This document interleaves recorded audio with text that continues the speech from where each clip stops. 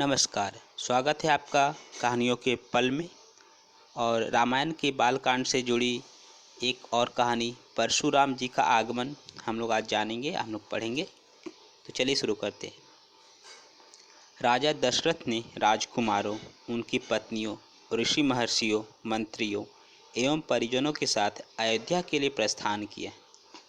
प्रस्थान करते ही सभी और भयंकर शब्द करने वाले पक्षियों की आवाज़ें सुनाई देने लगी। पृथ्वी पर विचरण करने वाले वन्य पशु उनकी बाईं ओर दौड़ने लगे। इस पर दशरथ ने वशिष्ठ जी से कहा, गुरुदेव, यह कैसी माया है? जहाँ पक्षियों का भयंकर स्वर अपशकुन का सूचक है, वहीं मृगों का बाएं होकर जाना शुभ शकुन की सूचना देता है। दोनों प्रकार के शकुन एक साथ क्यों हो रहे हैं? महाराज दशरथ के इस प्रश्न के उत्तर में वशिष्ठ जी बोले, पक्षियों के भयंकर ध्वनि से ज्ञात होता है कि कोई भय उत्पन्न करने वाली घटना घटने वाली है, और मृग आदि पशुओं के इस प्रकार जाने से पता चलता है कि वह भयानक घटना सरलता से शांत हो जाएगी। इसलिए आप किसी प्रकार की चिंता न करें। यह वार्तालाप अभी चल ही रहा था कि बड़े जोरों की आंधी आई। परिणाम स्वरूप वृक्ष पृथ्वी पर गिरने लगे।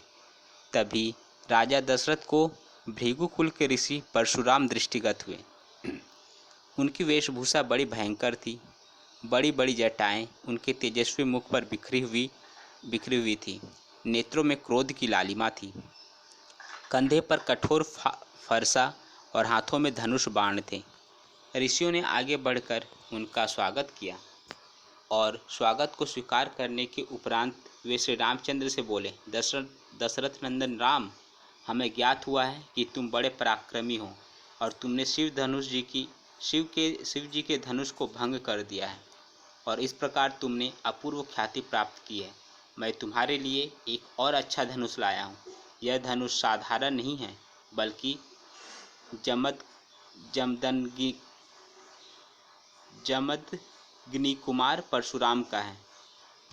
इस पर बाण चढ़ाकर तुम अपने शौर्य का परिचय दो। तुम्हारे बल और शौर्य को देखने के पश्चात मैं तुमसे द्वंद्व युद्ध करूंगा। परशुराम की बात सुनकर राजा दशरथ विनीत स्वर में बोले, हे भगवान, आप वेदविद स्वाध्यायी ब्राह्मण हैं। क्षत्रियों का विनाश करके आप बहुत पहले ही अपने क्रोध को शांत कर चुके हैं। आपने इंद्र के समक्ष प्रतिज्ञा करके अस्त्र शस्त्र का परित्याग भी कर दिया है।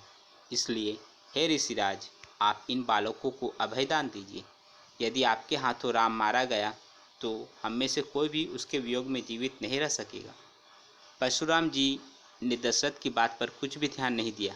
वे राम से बोले, राम, संसार में केवल दो ही धनुष सर्वश्रेष्ठ माने जाते। सारा संसार उनका सम्मान करता है। विश्वकर्मा ने उन दोनों को स्वयं अपने हाथों से बनाया था। उनमें से एक भगवान शिव के पास था और उसी से भगवान शिव ने त्रिपुरासुर का वध किया था। तुमने उसी धनुष को तोड़ डाला है। दूसरा दिव्य धनुष मेरे हाथ में है। यह भगवान विष्णु का धनुष है। यह भी पिनाक की भांति ही शक्तिशाली है। एक बार शिव और विष्णु में भयंकर युद्ध हुआ। विष्णु को देवताओं ने श्रेष्ठ मानकर शांत किया। शांत होने पर विष्णु ने भृगुवंशी ऋचिक मुनि को धरोहर के रूप में वह धनुष दे दिया। अपने पूर्व पुरुषों से यह धनुष मुझे प्राप्त हुआ है। अब तुम एक क्षत्रिय के नाते इस धनुष को लेकर इस पर बाण चढ़ाओ और सफल होने पर मेरे साथ द्वंद्व करो।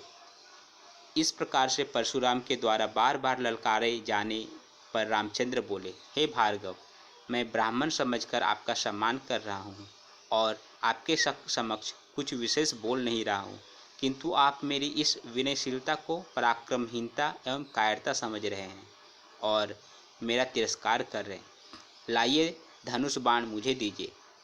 यह कहकर उन्होंने झपटकर परशुराम के हाथ से धनुष बाण ले लिए और धनुष पर बाण चढ़ाकर बोले, हे भृगुनंदन, ब्राह्मण होने के कारण आप मेरे पूज्य हैं, इसलिए इस बाण को मैं आप पर नहीं छोड़ सकता। परंतु धनुष पर चढ़ने के बाद यह बाण कभी निष्फल नहीं जाता। इसका कहीं न कहीं उपयोग करना अनिवार्य हो जाता है।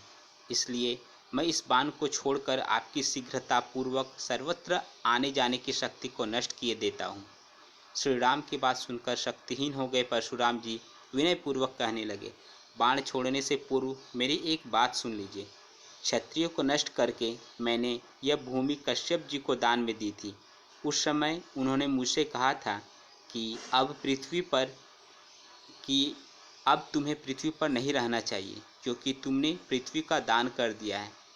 तभी से मैं गुरुवर कश्यप जी की आज्ञा का पालन करता हुआ कभी भी रात्रि में पृथ्वी पर वास नहीं करता। अतः हे राम, कृपा करके मेरी गमन शक्ति को नष्ट मत करो। मैं मन के समान गति से महेंद्र पर्वत पर चला जाऊंगा। मुझे ज्ञात है कि इस बाण का प्रयोग निष्फल नहीं जाता, इसलिए आप इस बाण के द्वारा उन अनुपम लोगों को नष्ट कर दे जिन पर मैंने अपनी तपस्या से विजय प्राप्त की है। आपने जिस सरलता से इस धनुष पर बाण चढ़ा दिया है, उससे मुझे विश्वास हो गया है कि आप मधु राक्षस का संहार करने वाले साक्षात विष्णु हैं। राम ने परशुराम की प्रार्थना को स्वीकार किया और उनके द्वारा तपस्या के बल पर अर्जित समस्त पुण्य लोकों को नष्ट कर दिया।